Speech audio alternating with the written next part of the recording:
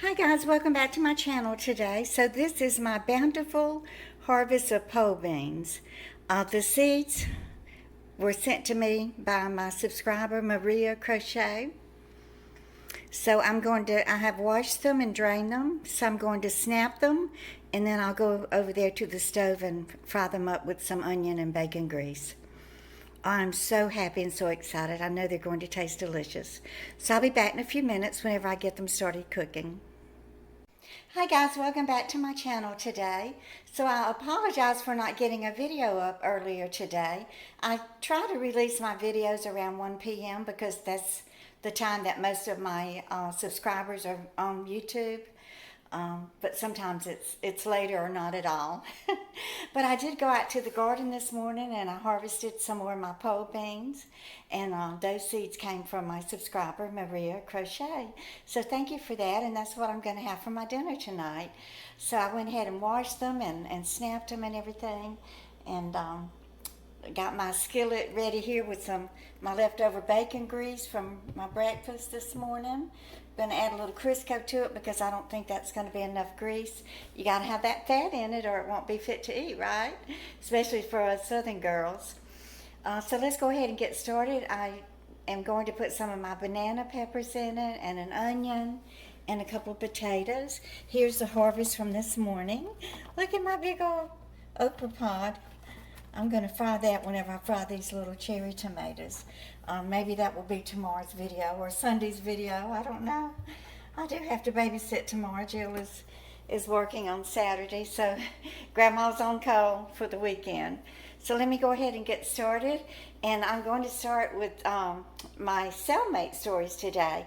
I had thought about doing a whole separate series about that, but there's not a whole lot to say about each cellmate that I can remember anyway. You know, it was 20 years ago when I was arrested for trying to steal 2 Donna Karen cashmere sweaters in South Florida, like I was going to wear warm cashmere sweaters in Florida. But y'all that have been here for a while, you know that I was addicted to prescription narcotics, and that does kind of confuse you and make you do stupid things. And that was one of the things that I did that got me convicted as a felon. But I do have some funny stories to tell y'all, so we're going to start with the banana bandit. But let's go ahead and get these green beans going. I got to saute my onion first. So I'm going to go ahead and get my bacon grease nice and hot. Okay, so there's my onion. I'm going to put some of my banana peppers in with them. Go ahead and just cut those up a little bit. I'm not really sure. I don't cook banana peppers that much, but now that I'm growing them, and these did come from the plants that I bought from Hicks Nursery back in July. They smell good. I remember when I was growing up, Mama used to buy it's a little bottle of peppers that they were soaking in vinegar. I think it was called Pete's or Little Pete's or something. But it had the little tiny top. I guess it was similar to a bottle like this, and it had the little tiny top with the hole in it, and so we would usually just use it for the juice, the hot pepper juice from the peppers. I'm not even sure if we could even get the peppers out of that. Maybe the top was removable, but do they still sell those, I wonder? Y'all can let me know. We always had it on the table to put on our collard greens and turnip greens. I'm going to put 1 jalapeno pepper in it. Yeah, I'm going to need more grease for sure.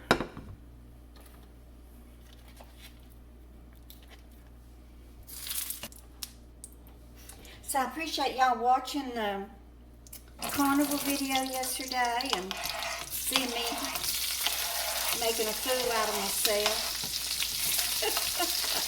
Doing the limbo. I might have made a fool out of myself, but I'm proud of myself for at least giving it a try. You got to keep trying, right? You got to keep trying to stay happy and healthy, and don't ever give up on life. No matter how bad life gets and all the things that are thrown your way and come your way, you got to keep going and keep on trying. So I took a nice hot shower, I did my makeup, I spiked my hair, put on jewelry, and I spritzed some of my happy perfume on me that Suze gave me for Christmas a couple of years ago. That lasts so long. I do wear it. I don't wear it every day. I probably wear it 2 or 3 times a week. But I haven't even used half the bottle yet. So I went ahead and went out today to the garden and started pulling up some of the vegetable vines that I know are not going to produce anything else. So let me just saute this a little bit, and then I'll throw in the onions, and then I'll throw in the beans. And this is how many I got. Nice. Very nice bean harvest there. I'm so happy. So I went on YouTube to see if I could find some instructions on how people actually fry these little green cherry tomatoes. One lady, she dipped them in flour and then an egg and then breadcrumbs and just fried them whole. But then a couple other videos, they cut them in half. So I think that's what I'll do, because I think they'll be better if they have, you know, if it's cut, kind of like a regular fried tomato would be. So maybe I'll do those tomorrow or Sunday. I don't know whether I should do this in a separate series or not. Y'all can let me know about my cellmates. But I kind of wanted to tell the story from the beginning to all the way to the end of what it's like getting arrested, and what it's like being booked into jail, and what happens whenever you get to a jail, and actually you have all of your rights stripped from you, all of your rights taken away from you, even your clothes and your shoes. And let me just go ahead and start with one of my cellmate stories, and then I'll probably do the beginning and the end, what it feels like to be arrested, and the process that you have to go through after you are arrested. I hope to God none of y'all are ever arrested, that you have to go through any of this, but drug addiction will definitely take you into dark areas of life and areas that you don't ever want to experience. Anyway, one of my cellmates, her name was Brenda, and she was a short little black lady, and she always wore her hair braided, and it was braided tight to her head, and she was just a doll. So, you know, everybody wanted to know everybody's story. What did you do to get put in jail? And whenever I got into the same dorm with her was after I got transferred into the general population, is what it's called. And it was one big round circle area, and then it had these dormitories, like about 6 or 8 dormitories, almost like a trailer, you know, extending out from the circle. And there were about, I guess maybe 15 or 16 of us in each dorm. And no, there were more than that, probably 30, yeah. I would say 30. We probably had 15 bunk beds on each side. So her name was Brenda, so we kept saying, well, Brenda, what did you do? What did you do? Well, come to find out, she had been all over the news. Oh, she had been in the newspaper and on the all the news reports and news channels and everything, because she was called the Banana Bandit. Okay, so let me go ahead and get my potatoes in here, and then we'll throw the beans in last. It's not going to take those little tiny beans to cook very long to cook it on.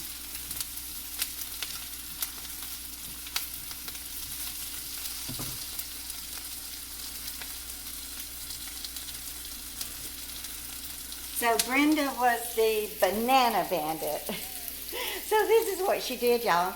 she went in to rob a bank, and she had the banana up underneath her jacket, and so she pretended that it was a gun. So she actually got charged for some type of armed robbery or something, but with a banana held up the bank. And I said, well, how much money did you get? And she said, well, she only asked for a quarter because she needed a quarter to ride the bus. Oh, Lordy. Yeah, this was 20 years ago, so. But us girls who were in the jail there, you know, if you're convicted or sentenced to less than 365 days, then you just go to the county jail. But if you get a sentence longer than that, then you're sent to the prison. Thank God, mine was just for 6 months. And with good behavior, I got time off. And then for being part of the mental health and the mental health facility, I got an extra 3 days off per month. So I ended up only doing 4.5 months.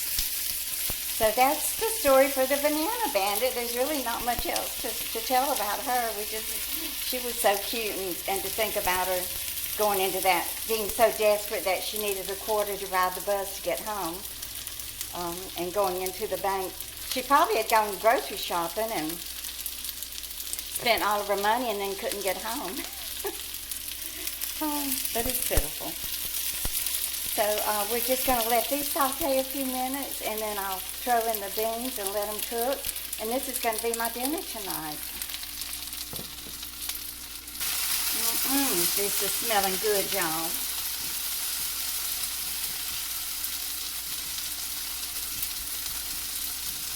So we didn't have a lot of fun yesterday. I was wore out, y'all. That limbo got to me.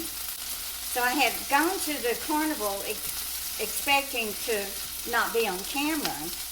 You know, I had babysat all day. I was tired and hungry, and so I just ran over there real quick. And you know, when I'm babysitting, I usually don't even wear makeup or do my hair or anything, and certainly don't wear a bra, because the bra, you know, it cuts into me, and I'm doing a lot of sitting and bending and lifting Ife and putting her on and off the potty. So I was thinking, well, I'll just go over here and film the food, and y'all won't ever see that I'm not wearing a bra. Didn't have anything holding the girls up. So I apologize for that. I know it was disgusting looking, seeing the 70-year-old woman out there flopping around. But when I got there, the carnival started at noon. But I figured that they would still be barbecuing and handing out plates of food. But they weren't. Everybody had already eaten, and the food had been taken into the kitchen. But the lady who is the coordinator for all of the activities, she's the one that was wearing the clown outfit. She went into the kitchen and made me a plate. She was so sweet. So I wolfed it down, didn't even think about turning on the camera and recording it. I was so hungry. And then when I saw them put up that limbo stick, I thought, oh my God, I've got to do it. So that's how I came about filming filming showing that I was wearing a bra. But I'm sure many of y'all, when you get to be 70 years old, if you don't want to wear a bra, you don't have to. A lot of us were old hippies, and we threw our bras away back in the 60s and 70s anyway, didn't we? Okay, so let me go ahead and throw my beans in. And I'm going to just cover them and let them simmer nice and slowly. I may add a teeny tiny bit of water. Have to season these. Salt and pepper. Something else that I never really used much of when I was raising the kids was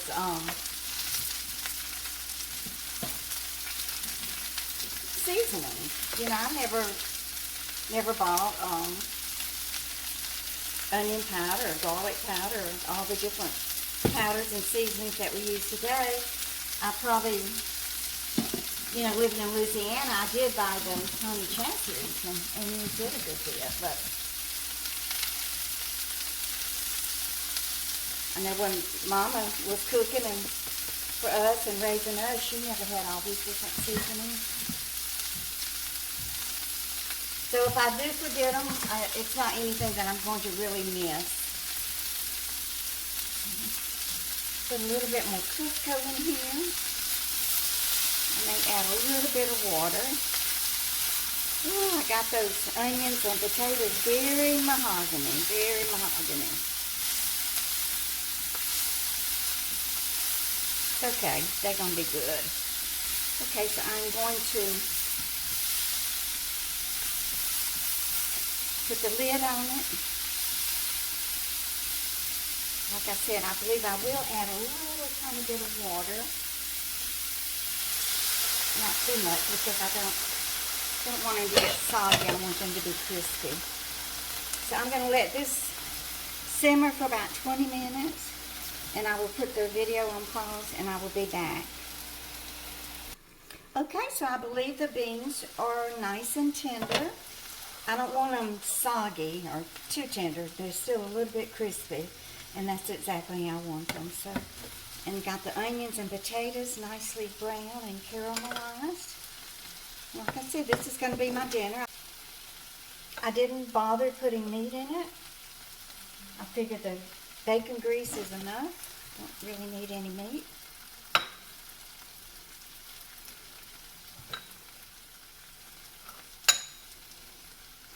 This is just an amazing feeling to have fresh vegetables right out of the garden. I never ever thought that I would, living in an apartment, that this would ever materialize for me. So let's go over to my dinner table, which is my tray.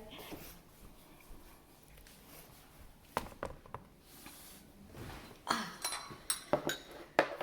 goodness.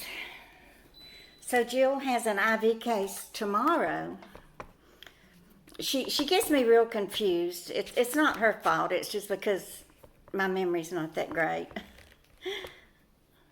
But she kept saying, well, she needed me to babysit tonight. So she kept saying 3.5 hours, 4.5 hours, and then I'm bringing them by Saturday. And so I got confused. You know, am I babysitting 3 or 4 hours tonight or 3 or 4 hours Saturday or what? So what it is, she's going to drop the kids off here tomorrow. And I thought she said 3 or 4 hours on Saturday. And I said, well, what am I supposed to do with the kids? I don't even have a place for them to sit. Now, I love it when she brings them by and it's only an hour or hour and a half, because we can go feed the chickens and we can go see the koi fish in the fish pond. And it's easy to entertain them for an hour or two. But anything longer than that, I know they're going to get bored. She said, oh no, tomorrow it's only going to be an hour and a half because her IV patient lives close by, so that's not going to be a problem at all. Of course, the kids are little. They can sit on the stairs if they want to sit down. But if we run out of things to do, I've got plenty oatmeal in the cabinet from the food pantry hauls, and I'll let them make some oatmeal cookies. These smell so good, Maria. Thank you so much for providing the seeds for the garden and providing my meal for tonight. So let me go ahead and taste of these and see what they taste like.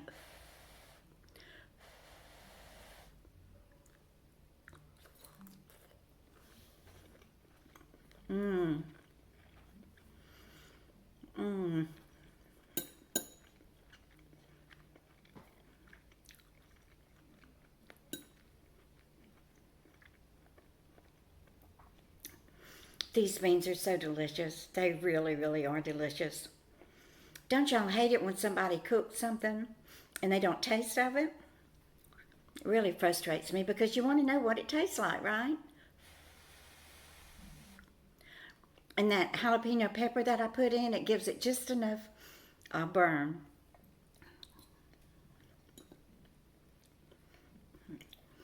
Even the potatoes taste freshly dug. So, I hope you enjoyed my video today. Please give me a thumbs up and share. And if you're new here, I would love it if you would subscribe to my channel. You will be loved and accepted here. And y'all just keep on coming back. Bye, guys.